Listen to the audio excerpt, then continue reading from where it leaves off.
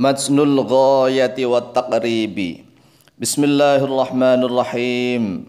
Qala al-muallif rahimahullahu ta'ala wa nafa'ana bihi wa bi'ulumihi fid dharaini. Amin. Kitabus sholati. Ay hadza kitabun fi bayanis sholati. Ay artinya hadza bermula ini. Kitabun yaitu kitab fi bayanis sholati di dalam menjelaskan solat. As-sholatu bermula solat, al-mafrudatu yang difardukan, al-mafrudatu menjadi na'at atau sifatnya lafadz as-sholatu. Khamsun menjadi khobar, khamsun yaitu 5. Ad-dhuhru menjadi badalnya khamsun. Ad-dhuhru bermula zuhur. Wa awal waktiha bermula awal waktunya solat duhur, wawunya wawu istinafiyah, boleh juga wawu haliyah.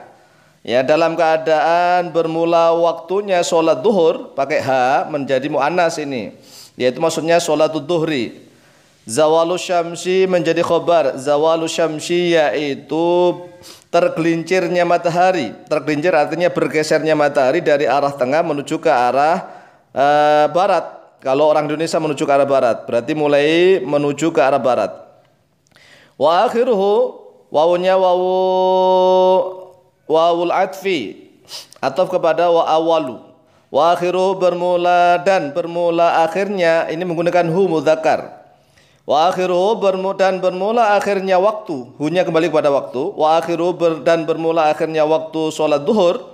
Idza shara yaitu apabila telah menjadi dillu kulli syai'in, ini menjadi isimnya soro. Soro itu adalah akhwati min akhwati kana, ya, soro dan kana itu sama.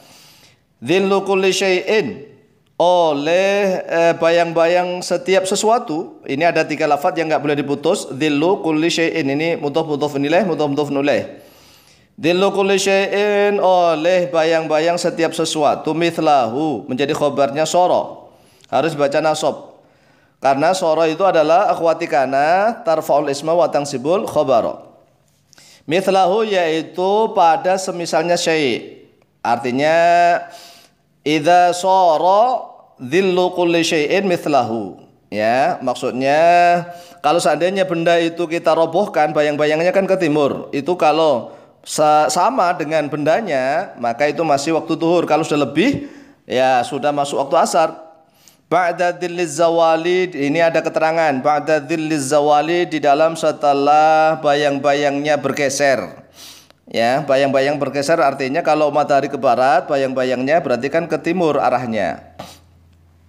Kemudian wal asru, wawunya wa ataf kepada adz-dzuhru. Wal asru dan bermula salat asar. Ini berarti wawunya ataf kepada al asru berarti menjadi sama-sama jadi badal dari khamsun. Tadi badal pertama kan adz-dzuhru, wujudnya zuhur. Berarti ini wal asru dan wujudnya gitu ya. Wal asru dan wujudnya salat asar. Wa awwal waqtiha dalam keadaan bermula waktunya, awal waktunya salat asar. Aziyadatu yaitu tambahan bayang-bayang ala dhillil mithli. Atas bayang-bayang yang sepadan atau seukuran sama. Yaitu tadi kan bayang-bayangnya menuju ke arah timur. Kalau sudah lebih sedikit ziyadah, maksudnya ziyadatu ala dhillil mithli. Wa akhiruhu dan bermula akhirnya waktu solat asar fil ikhtiyari. Ya, dalam waktu solat itu ada namanya waktu jawas, ada waktu ikhtiar. Wa akhiruhu bermula dan bermula akhirnya waktu asar fil ikhtiyari di dalam waktu usaha yang terpilih atau usaha pilihan, ya, kita berusaha untuk waktu ikhtiar, maksudnya waktu yang paling baik. Ila dhillil mithlaini kepada bayang-bayang 2 benda yang sepadan. Maksudnya itu kalau bendanya kita taruh 2 kali dengan ukuran yang sama, itu namanya dhillil mithlaini. Wa fil jawazi dan yaitu di dalam waktu kebolehan ila ghurubisy syamsi sampai kepada terbenamnya matahari. Ini kalau matahari sudah ada di atas gunung misalnya, sudah mau tenggelam ila ghurub, itu adalah waktu jawas, waktu bolehnya sholat asyar. Wal maghribu, wawunya ataf kepada ad-dhuhru, berarti sama-sama menjadi batal. Wal maghribu, dan wujudnya solat maghrib. Jadi batal yang pertama ad-dhuhru, wujudnya solat duhur. Batal yang kedua wal asru. Batal yang ketiga wal maghribu. Wal maghribu, dan wujudnya solat maghrib. Wa waktuha, dalam keadaan waktunya, dalam keadaan bermula waktunya dia solat maghrib. Wawunya seperti ini adalah bisa wawu haliyah, bisa menjadi wawul istinaf. Wa waktuha, dalam keadaan bermula waktunya solat maghrib, wahidun, yaitu satu. Wa huwa, bermula dia waktunya solat maghrib, ghurubus syamsi. Ghurubus syamsi, yaitu terbenamnya matahari. Jadi kalau matahari sudah terbenam berarti sudah masuk waktu maghrib. Kemudian ditambah wabimiqdari ma, dan dengan seukurannya sesuatu. Seukuran itu sekadar waktu, ya, sesuatu. Yu'adzinu, saya ulang, wabimiqdari ma, dan dengan ukuran atau kadarnya sesuatu. Yu'adzinu, yang beradzan oleh dia seseorang. Wa yatawaddau, dan berwudu oleh dia seseorang. Wa yasturu, dan menutup oleh dia seseorang al-aurata, pada aurat. Wa yuqimu, dan iqamah oleh dia seseorang as-sholata, pada solat.